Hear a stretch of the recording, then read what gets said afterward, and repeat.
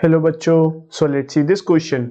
इस क्वेश्चन में बच्चों हमें ये कहता है कि जो ये फिगर है दिस शोज अ पोटेंशियोमीटर जिसमें हमारा एक सेल लगा है ऑफ 2 वोल्ट्स एंड हमारा जो इंटरनल रेजिस्टेंस है इसका वो है 0.4 ohms।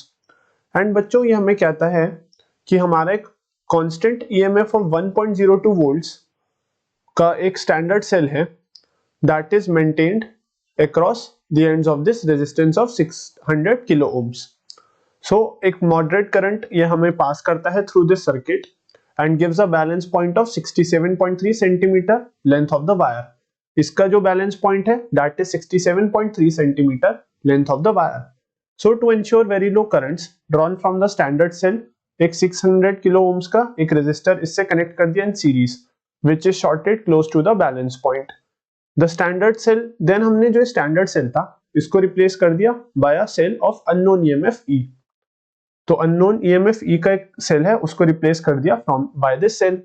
और तब हमें जब हमने उसको चेक करा उसका बैलेंस पॉइंट तो वो आ रहा था हमारा 82.3 centimetre length of the wire. तो अब हमें इसके जो ए पार्ट है इसमें बताना है जो नया स्टैंडर्ड सेल था जो हमने रिप्लेस करा उसकी ईएमएफ ई कितनी होगी। तो देखिए ए पार्ट में हमसे बेसिकली ये स्मॉल ई की वैल्यू पूछता है। तो देखिए, तो बच्चों जो हमारा रिलेशन होता है between the EMF and the length of the balance point वो रिलेशन होता है हमारा E1 L1 equals to E2 L2, जहां पे बच्चों जो हमारा E1 है that is the original EMF, जो हमारा स्टार्टिंग में जो हमारा ईएमएफ की बैटरी लगी थी वो होगी E1 की वैल्यू। E2 हमारी होगी न्यू ईएमएफ जो हमने नया ईएमएफ वाला सेल लगाया। L1 था हमारा original length of the wire, original balance point basically,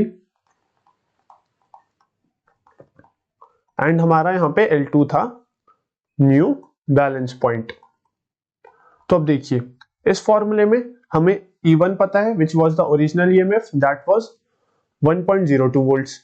L1 पता है हमें that was 67.3 centimetre of wire. L2 पता है हमें which was the new balance point that was 82.3 centimetre. Now हमें ओनली E2 फाइंड करना है।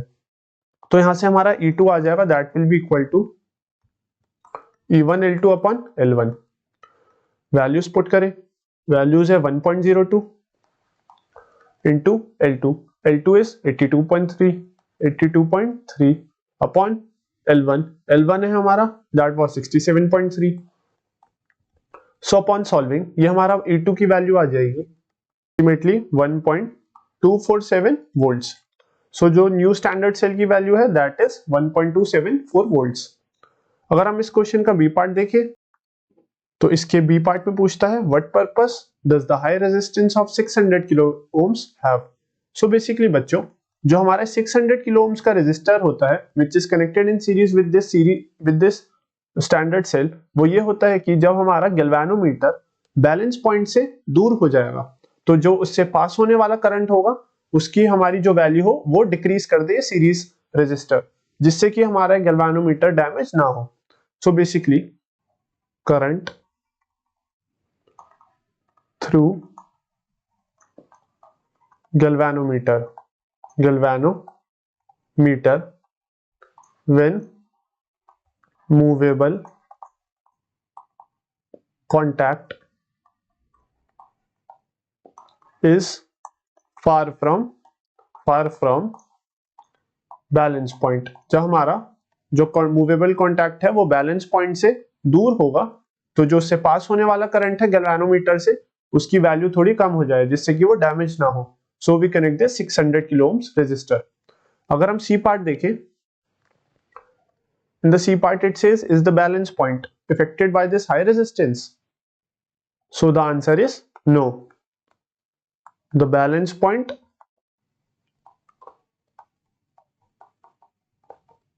is not affected by this series resistance and it solely depends on the EMF, the standard EMF which is connected with this wire. with this galvanometer. ये हमारा standard EMF पे depend करता है which is connected with the galvanometer.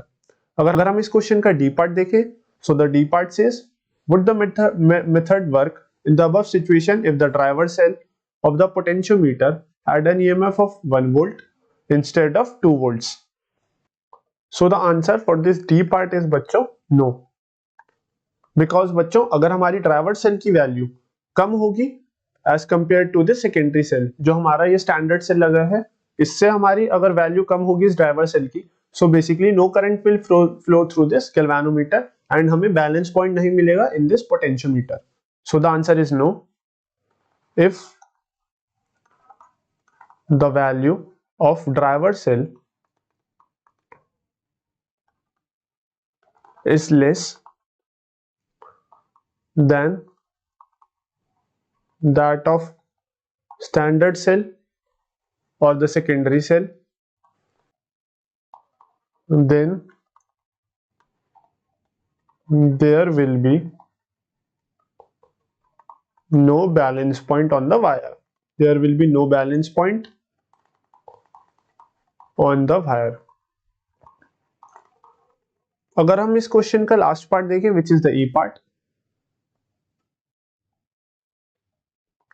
अगर हम इस question का last part देखें which is the E part, so it says would the circuit work well for determining an extremely small EMF, say of the order of few millivolts, such as the typical EMF of a thermocouple? If not, how will you modify the circuit? सो बच्चों इस ई part के लिए भी जो हमारा answer होगा that will be no. Because बच्चों देखिए, अगर हमारा ईएमएफ स्मॉल होगी, बेसिकली हमारी ईएमएफ स्मॉल होगी, सो हमारा जो सर्किट होगा दैट विल बी अनस्टेबल. अगर हमारी ईएमएफ स्मॉल मेजर करेंगे हम, तो circuit will be unstable and balance point will be close to a point. हमारे ए पॉइंट के ज्यादा क्लोज होगा बैलेंस पॉइंट. हिंस बच्चों there will be large percentage error in finding the measurement of that small EMF. So बच्चों अगर हमें circuit को modify करना पड़े to find this extremely small EMF, तो हम वो ऐसे कर सकते हैं कि हम अगर इस जो हमारा ये हाई रेजिस्टेंस है, कोई भी एक हाई रेजिस्टेंस है, उसको कनेक्ट कर दे with this A B length of wire. अगर हम इसके साथ कनेक्ट कर देंगे एक हाई रेजिस्टेंस को, connecting high resistance with A B, so this will solve our problem. Because जो हमारा पोटेंशियल ड्रॉप होगा वो ज्यादा होगा थ्रू दिस हाई रेजिस्टर, और हम स्मॉल और स्लाइटली और एक्सट्रीमली स्मॉल ईएमएफ होगी उसको मेजर कर सकेंगे on this wire A B, because हमारा most of the potential drop आ जाएगा through that large resistor. So हमारा स्मॉल जो कोई भी पोटेंशियल होगा that will be measured across this A B length of wire, and हमारा जो परसेंटेज एरर होगा that will also reduce. So this is the answer for the E part here. So I hope बच्चों you understand this answer well and best of luck.